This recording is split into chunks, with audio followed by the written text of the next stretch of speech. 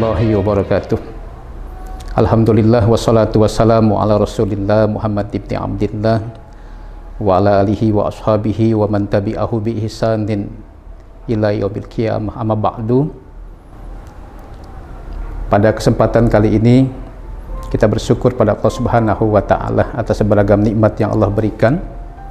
Ada sejumlah pertanyaan yang beredar di tengah-tengah masyarakat di media-media sosial, kenapa pemerintah dan juga Majelis Ulama Indonesia memberikan saran agar kita menjaga jarak dengan cara menutup sementara kegiatan di masjid, namun pasar tradisional dan pasar modern masih dibuka.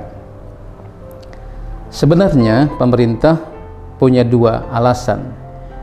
Yang pertama, sesuai dengan kaidah para ulama, ad-doror yuzal, bahaya itu harus dihilangkan. Nah, doror ini, mudorot ini atau bahaya ini tidak saja ada di pasar, tapi juga ada di masjid. Nah, mengapa yang kemudian dihilangkan ini yang ada di masjid? Karena masjid itu adalah tempat ibadah yang misalnya tidak harus dilakukan di masjid itu sendiri.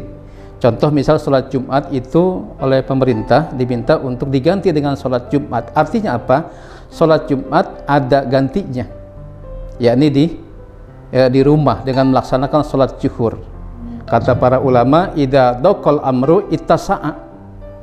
Dalam kondisi sempit, hukum bisa menjadi lapang. Jadi sebenarnya pemerintah dan Majelis Ulama Indonesia ini tengah memberikan kelapangan terhadap hukum sholat Jumat yang boleh dilakukan di rumah. Sementara mengapa pasar belum ditutup? Karena pasar adalah kehidupan itu sendiri. Ya, artinya begini, apabila pasar kemudian ditutup, maka pasar sebagai sebuah sumber kehidupan bisa jadi hal itu membuat bahaya yang lebih besar.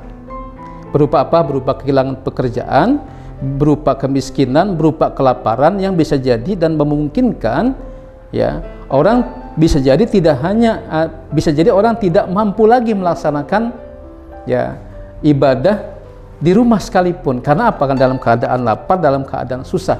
Inilah yang kata Nabi kita, Nabi Muhammad SAW, dalam sebuah hadis yang diriwayatkan oleh Al-Imam Ad-Daruqutni, bahwa ad-doror la doror wala diror.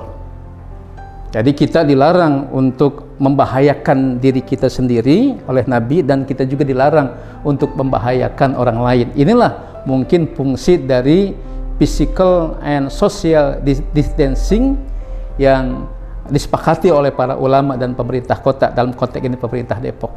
Ini mungkin yang saya sampaikan.